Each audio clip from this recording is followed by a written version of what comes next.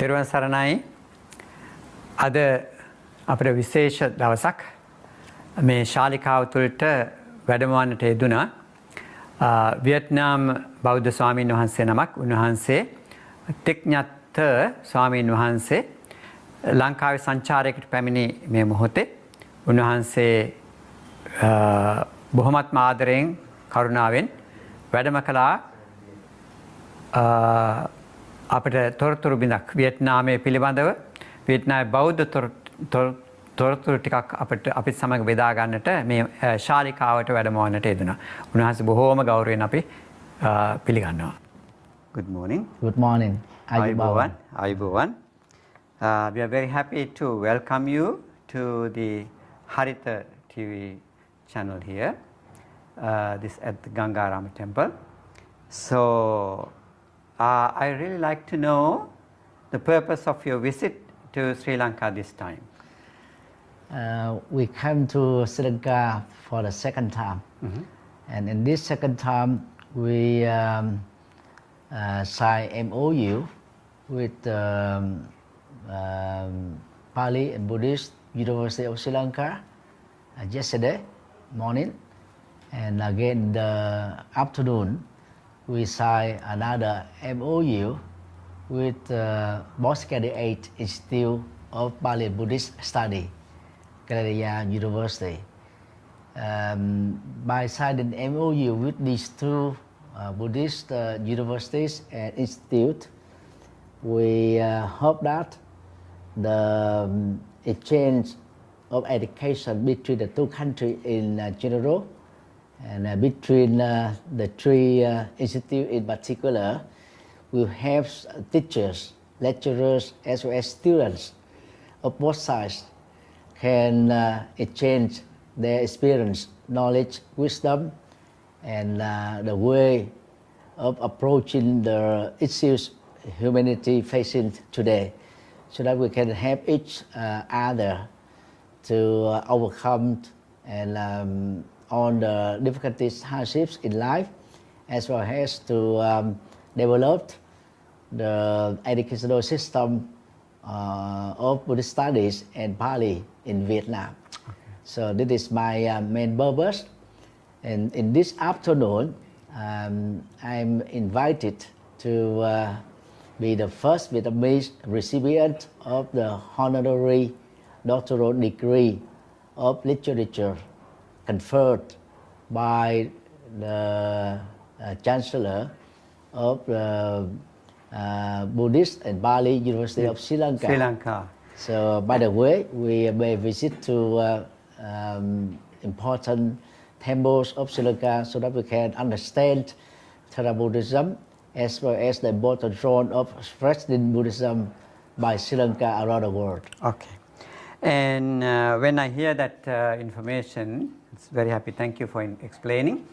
Would you mind to tell us what you do in Vietnam and your position in there, whatever the work you do? I see that you have written so many books, and so we'd like to, maybe our community like to know what you do there. So if you can explain, that would be very nice. In terms of Buddhist Council, I am the executive member among 267 senior members of the Sangha. National Vietnam Buddhist Sangha, which I am a member of it, is an umbrella Sangha comprising of Mahayana Buddhism, Theravada Buddhism, as well as the different traditional schools of Buddhism in Vietnam. In terms of education, I served currently as the standing deputy rector of Vietnam Buddhist University. Okay. So these two main positions, to which I try my best to contribute to the people through education, propagation of the Buddha Sasana, as well as the social work in order to uplift the social life of the people in Vietnam. so that they can embrace Buddhism mindfully, happily, and peacefully. Okay, thank you. It's nice to hear that, those words, mindfulness. Yeah. We know that at some time, until 1970s, there was a little bit difficulty for the religious practices. Communism was there, but I hope now you are allowed to practice the teachings, and religious freedom is there, and people are engaged in Buddhist activities. Could you tell us a little bit about how much freedom you have and how much activities you do? In this regard, we can consider two phases of Vietnam. The first phase starting from 1945 up to 1981.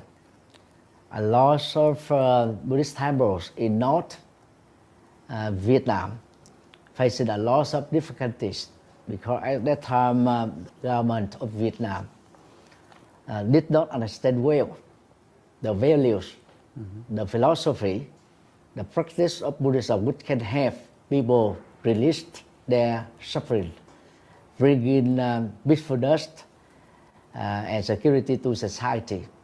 So some sort of misunderstanding Buddhism happened in the mindset of the political leaders of Vietnam in the north. And as a result of that, you see thousand temples in the north. You see, could not continue their mission to help the people. And intellectual monks from the north come to the south for their continuity of practice and practice Buddhism. In the south, we are luckily give the continuity of Buddhism. From 1981 till now, the government of Vietnam understands Buddhism well. And they know that Buddhism is not aesthetic tradition like the other religions in Vietnam. This is the way of practice, leading to mindfulness in action, in thinking, in decision, in solving the problem. So nowadays, the political leaders of Vietnam from the top national level to the every local level, they have the Buddhism developed more and more. For the last 14 years, starting from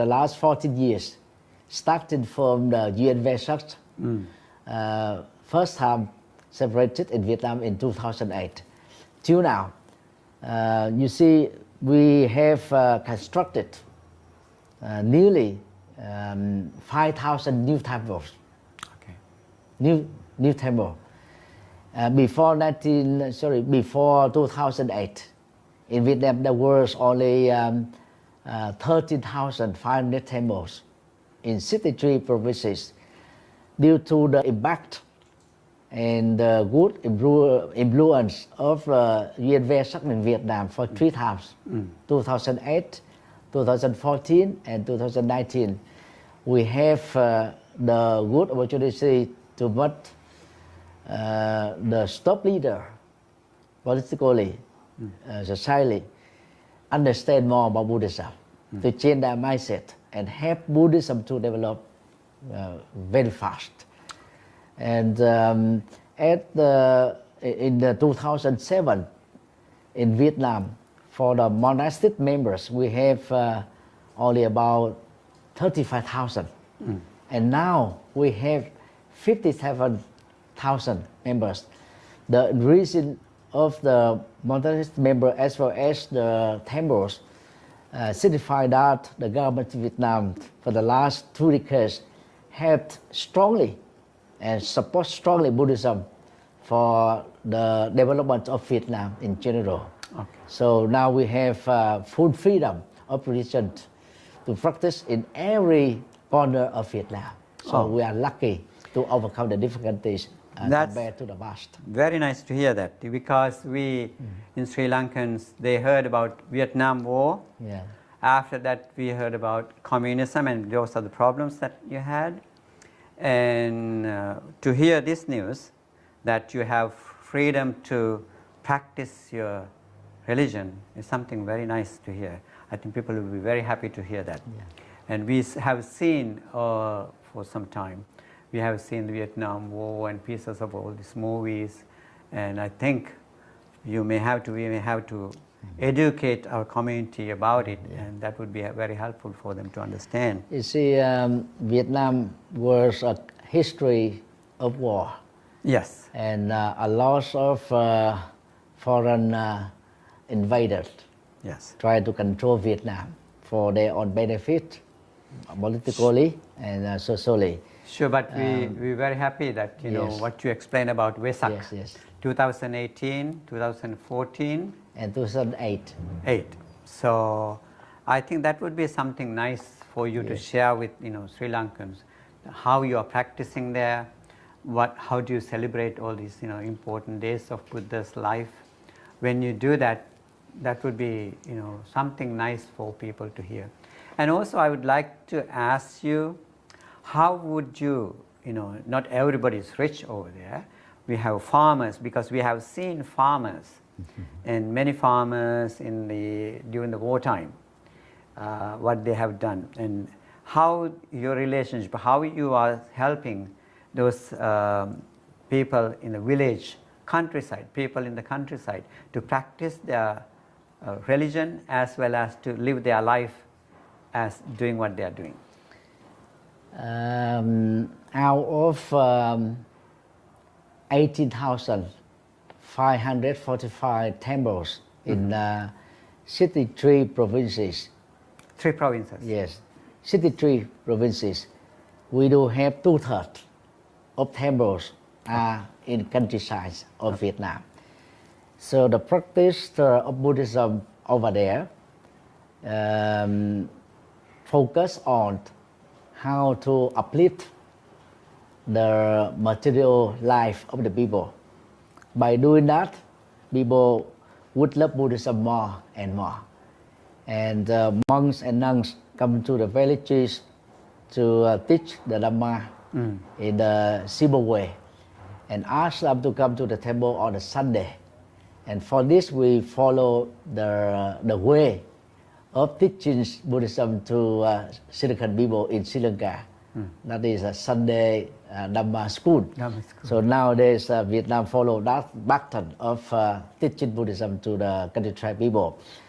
Not every villages are successful in this way of teaching, because the mentality as well as intellectual of the farmers and the poor people is not good as in the city.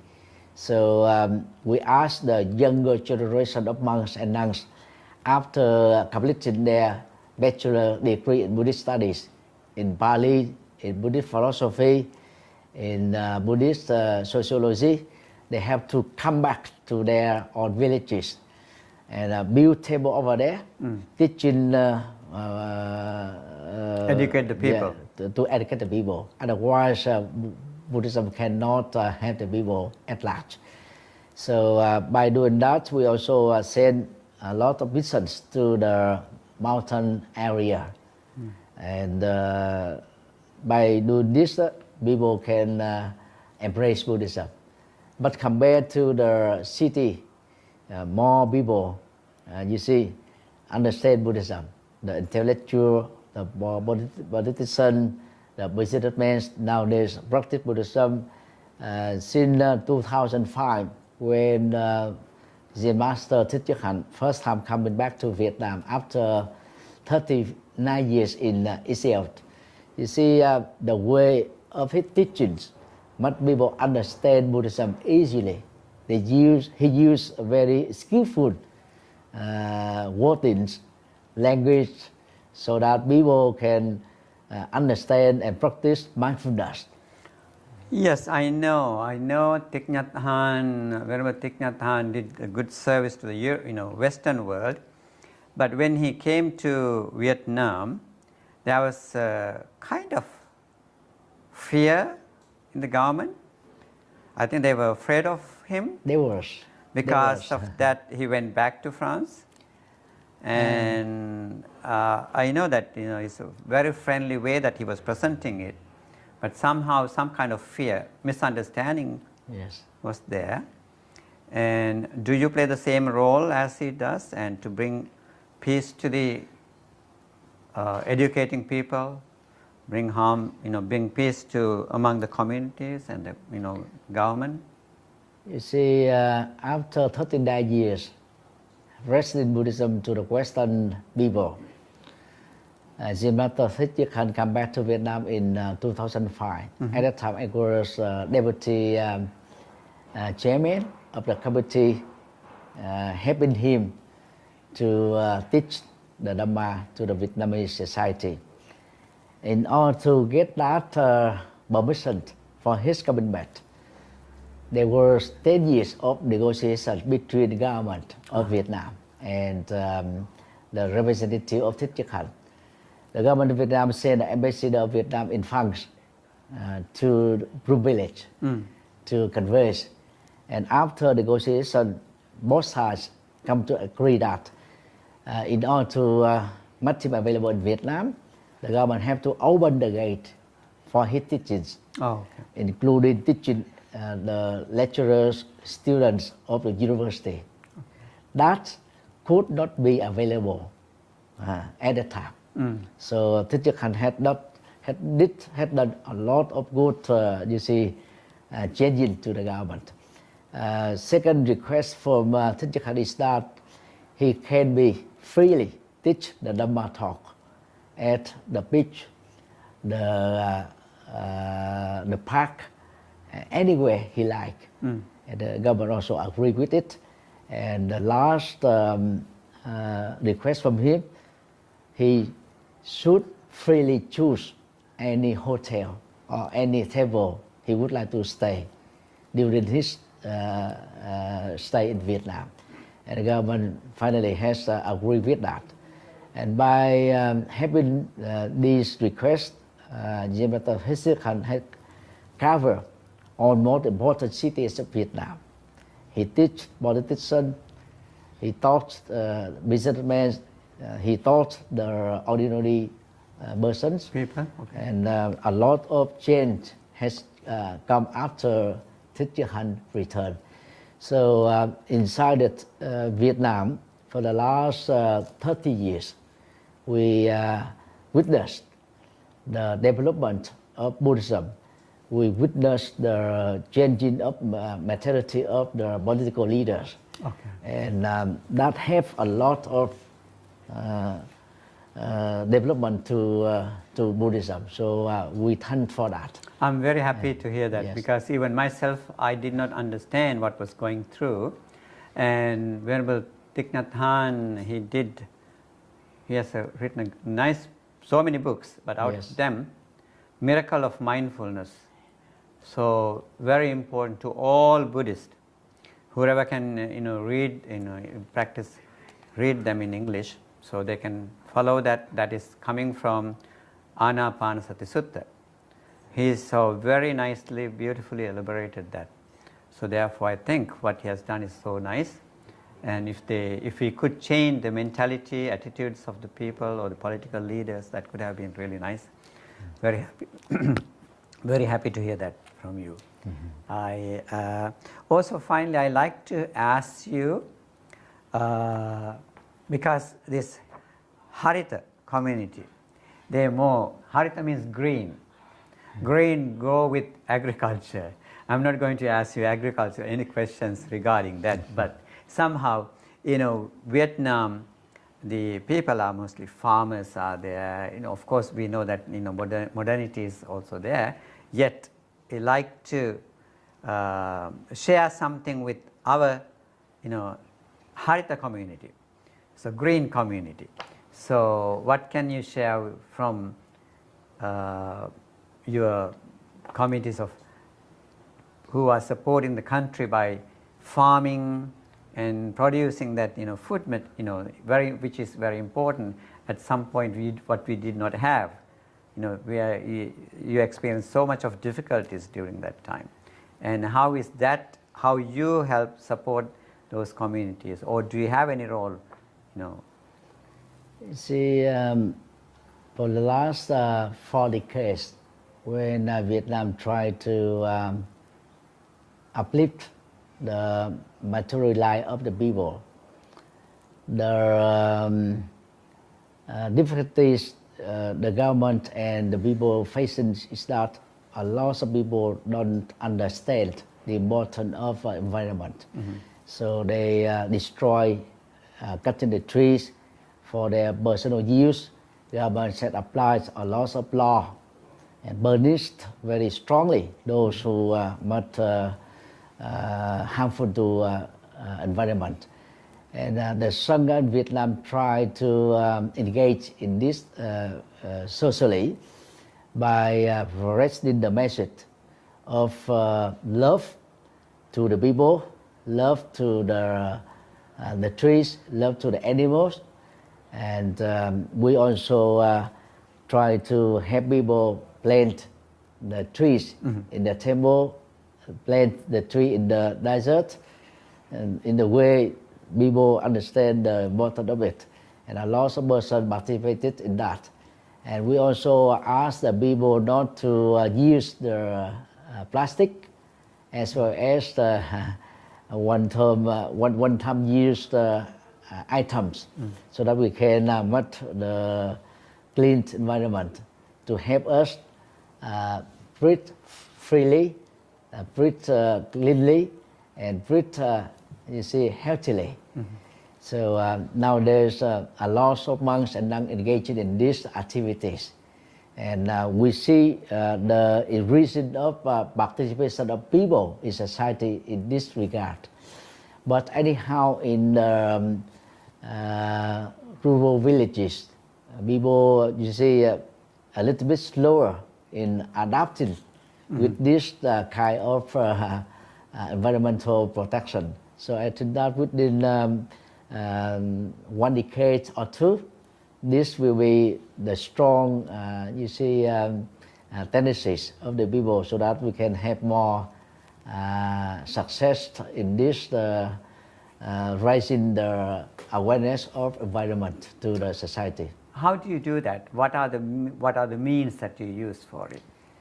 We use, the social media like Facebook, YouTube, TikTok. In Vietnam, we don't use much Instagram like the Westerner. And nowadays, almost the younger monks and nuns who graduated from the Buddhist university or Buddhist school, they know how to impact Buddhist teachings to the people. And they know how to ask the people who love them to follow the Buddha teachings in protecting of environment.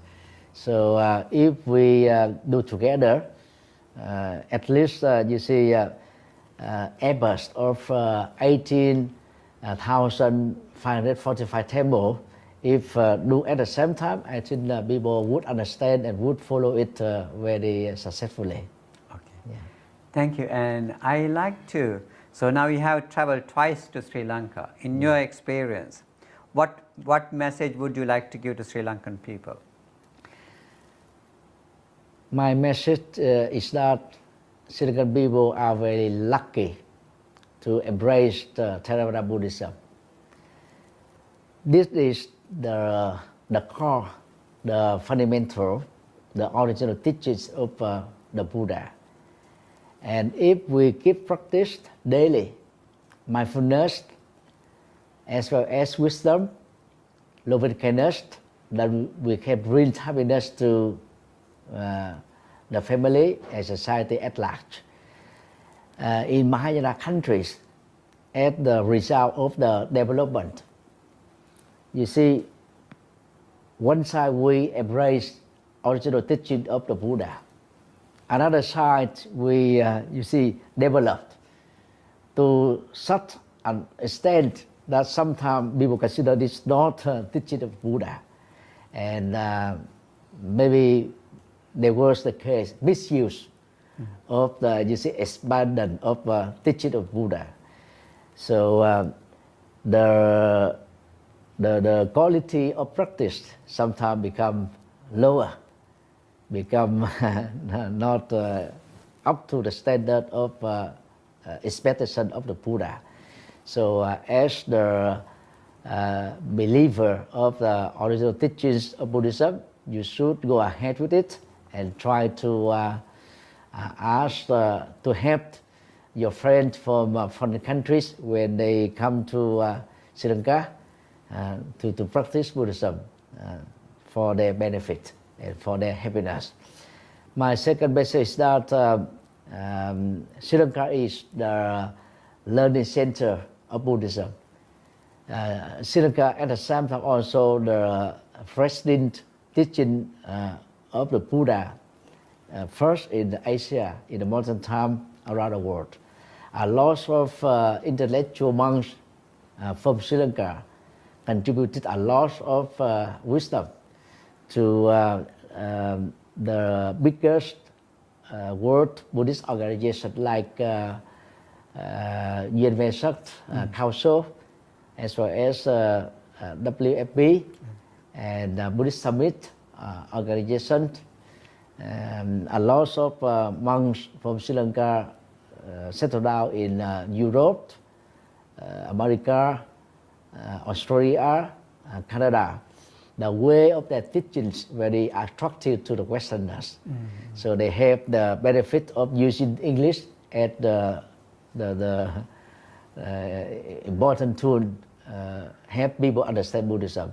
So you should be feel happy with that and try to support Sri Lankan Sangha to develop the country, to spread the message of the Buddha on peace, wisdom, compassion, in order to overcome and put an end to the suffering of humanity. We'd like to thank you very much for visiting us today and giving this explaining about Buddhism in Vietnam, as well as the daily life of people.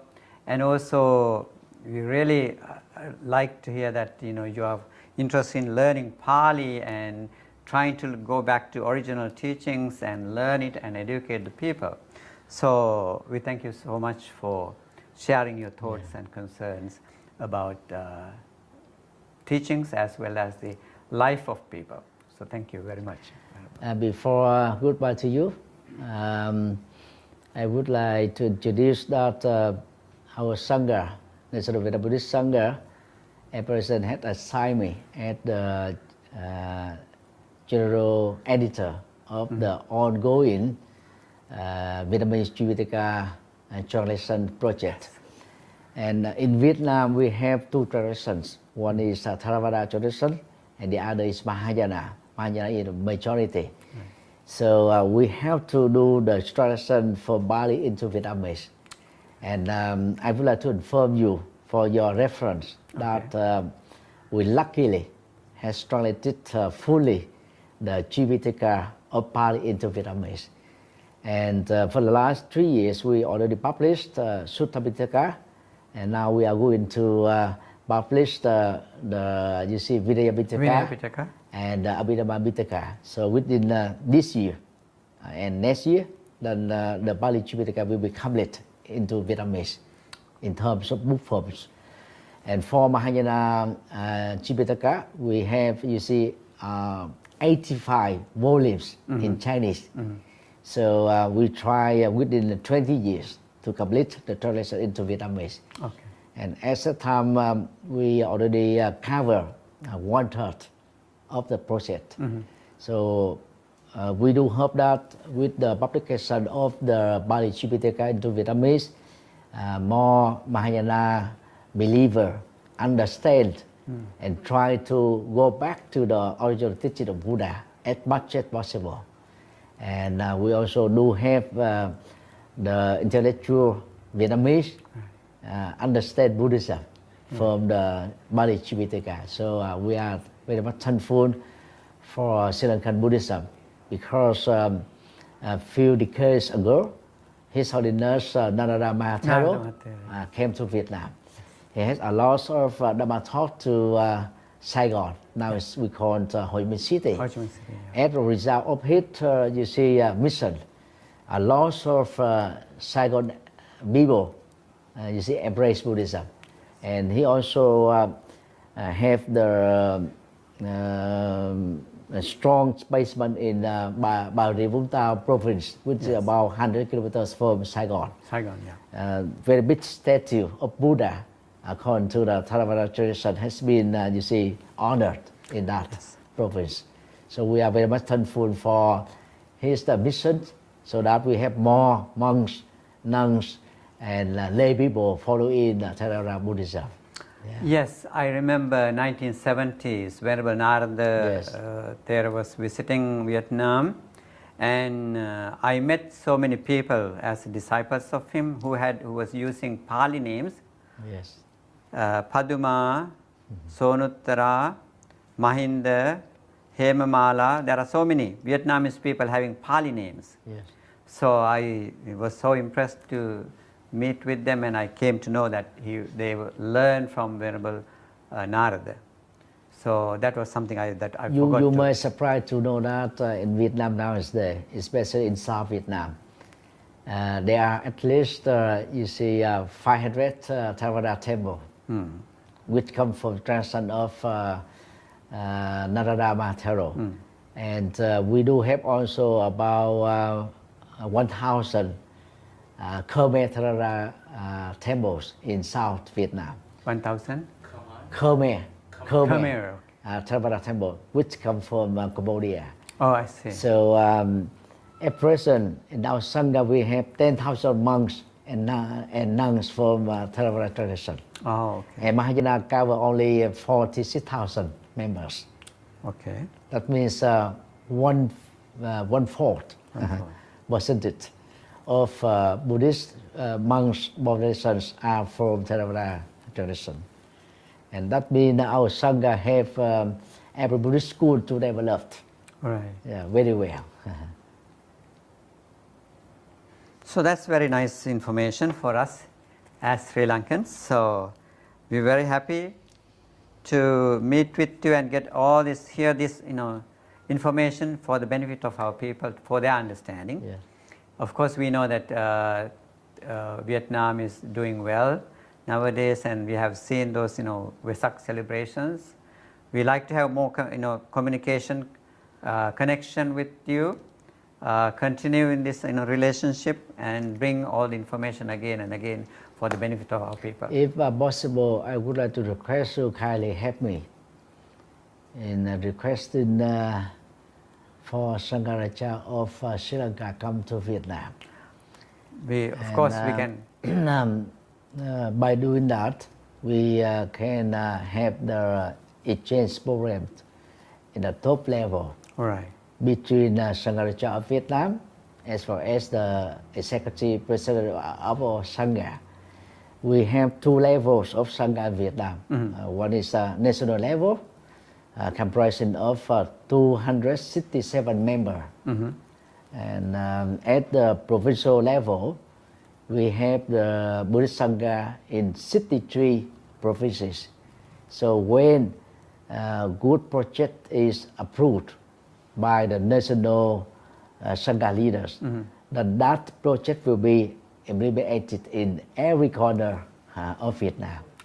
So if for Sangha of Sri Lanka, for chapter of Sri Lanka and our Sangha working together. Definitely, yeah. And sometime in Vietnam, sometime in Sri Lanka, then we can do mutually benefited to each other in order to help people understand about the value of Buddhism for their own practice and happiness. So definitely, please that would help us in this regard. Let's continue to work on this your projects, as well as you may be helping us to continue our activities, what we are doing. We will sponsor your trip and see your monks from Sri Lanka to Vietnam. Yes. And we will take you to North Vietnam, South Vietnam, and Central Vietnam. In Vietnam nowadays we have 4 Buddhist universities, one in Hanoi, one in Hue, one in Ho Chi Minh City, and one in Cần Thơ. Apart from these 4, we do have 9 Buddhist schools for bachelor degrees and 35 Buddhist schools for intermediate courses. So that's very helpful for the people. And when your Sangha come to Vietnam, we can, introduce to all the Buddhist universities so that they can understand the message of your Sangha. Thank you very much. You're welcome. It's very nice. Yeah. Thank you for visiting us and thank you for thank you. sharing this information. Thank you. All the best. Okay. Thank you. හොඳයි පින්නතුනි අපේ Can I have your address? අපේ හාමුදුරන් වහන්සේ Thích Nhật Từ හාමුදුරන් වහන්සේ උන්වහන්සේ අපිට බොහෝ විස්තර සපයා දුන්නා. මම හිතනවා රටේ බෞද්ධ තොරතුරු වගේම භික්ෂුන් වහන්සේලා කොයි ආකාරයෙන්ද තමන්ගේ පරිසරය රැකගෙන ඒ සාමාන්‍ය ජීවිතයේ ජන ජීවිතයට උපකාර වෙන්නේ කොහොමද කියන කාරණාව උන්වහන්සේ පැහැදිලි කර දුන්නා. ඒ වගේම තේරවාදී බුදුදහම බොහොම අගයන බව අපට වැටහෙනවා. පාලි භාෂාව සහිතව ධර්මයේ ඉගෙන ගැනීමට උනන්දු කරවමින් උන්වහන්සේලා මේ පසු ඊයේ අවබෝධතා ගිවිසුම් දෙකක් අත්සන් කළා කියන ප්‍රවෘත්තියත් අපිට ප්‍රකාශ කරන්නට යෙදුණා. එකක් පාලි යුනිවර්සිටි සහ කැලණිය විශ්වවිද්‍යාලය සහ පාලි සහ බෞද්ධ විශ්වවිද්‍යාලය සමග. ඉතින් මම හිතන්නේ ඒක බොහොම වැදගත් තොරතුරක්. උන්වහන්සේලා බුදු සමය පිළිබඳ උනන්දුව දක්වන ආකාරය අපිට පේනවා. ඉතින් ඒ ජන ජීවිතයේ උන්වහන්සේලා කියන්නේ මේ ලංකාව තමයි තේරවාදී බුදුදහම තමයි මේ මුල් බුදු සමය ඉතාමත් වැදගත් කියලා උන්වහන්සේලා ඒ පිළිබඳව දැනුමත් එහි ශිෂ්‍යයන් දැනුමත් කිරීමේ අභිලාෂයෙන් තමයි මේ ගමන ඇවිල්ලා තියෙන්නේ. ඉතින් ඒ වගේ ඒ අවස්ථාවේ උන්වහන්සේට ආචාර්ය උපාධිය ගෞරව ආචාර්ය උපාධියක් අද පිරිනැමෙනවා කියලා මතක් කරන්නට යෙදුණා. හොඳයි තෙරුවන් සරණයි. අපි තවත් පුළුවන් ආකාරයේ තොරතුරු පස්සේ සමු.